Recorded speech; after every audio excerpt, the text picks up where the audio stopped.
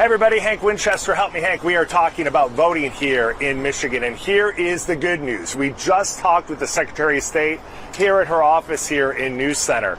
25% of those eligible to vote here in the state of Michigan, they've already voted. That breaks down to about 250,000 people.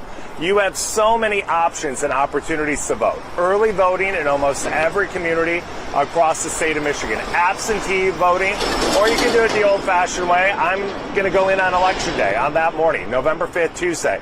Make your voice heard from the early morning hours until 8 p.m. that night. We also talked to the Secretary about voting results. When are we going to see those numbers and understand the full picture of how people voted here in Michigan? Her prediction, and this is an estimate as of right now, is that she hopes 24 hours after the polls close to have every vote counted, have the election certified here in the state of Michigan. Now, she anticipates it's going to be earlier than that. Remember, last go around we were dealing with the pandemic and a lot of issues that prevented clerks from being able to start counting those absentee or early votes earlier.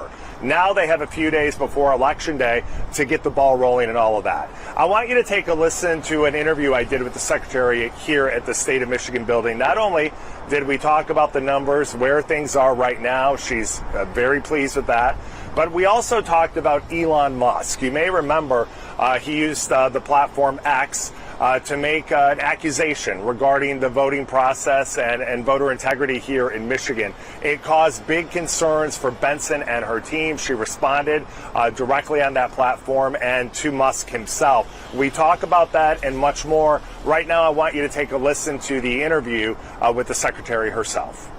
The numbers are pretty impressive. How are you feeling about the number of I'm really grateful for all the citizens and all the clerks, frankly, who let citizens know about this option. Our biggest question going to this weekend was just how, not about how many people would vote, but really how many people knew about it. And a lot of our work over the last 6-7 months has been developing voter education tools, working with the Lions, working with the Pistons to make sure people knew that early voting was kicking off. And so the fact that we saw so many people participate really underscored that our efforts worked, and that was really great. You've been very outspoken about misinformation. Had a little go around with Elon Musk. Yeah. That made some national headlines. What was that moment like for you, and how concerned are you now moving forward? I think you just said it all right there. I will not forget where I was when I learned that he had personally attacked me on social media. And my first thought was I have to call my family to make sure they're safe. And before I even responded or could think about a response, I just had to call my security team, call my husband, make sure that everyone knew that this could escalate quite quickly, because we had seen this happen before. He actually put up a website that was gathering data from people and saying they would be registered to vote in Michigan. We announced we were investigating this website, and immediately, in the days that followed, I was swatted twice within 24 hours.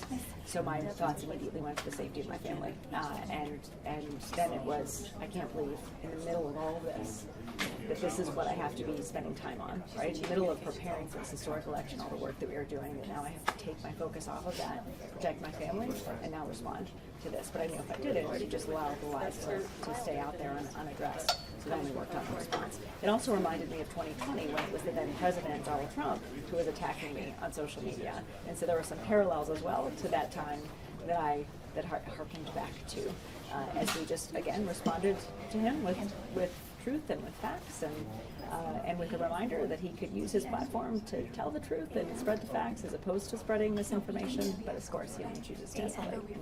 To those that are concerned about voter integrity and the safety of this election, what would you say to those? That you've got bipartisan professional election officials, 1,500 all across the state, and 83 county clerks, as well as my office, who are collaboratively working to ensure that every valid vote and only valid votes count. We will, if we hear of incidents of fraud or anyone abusing the process, we will prosecute. If we learn of anyone being intimidated or blocked from voting, we will investigate that. We are here to protect the voters in the state and make sure their voices are heard, and push back on anyone who would try to stand in the way of that. And of course, if you have any issues voting, I want to hear from you directly. The Help Me Hank team working to make sure that every Metro Detroiter that wants to vote has an opportunity to do so, and that your vote and your ballot is safe and secure. We are going to be working through the election to make sure that every single person has that right and that opportunity. If you encounter any problems at the polls at all, feel free to reach out to me directly here at clickondetroit.com. You can email me at helpmehank@wdib.com. We want to hear from you.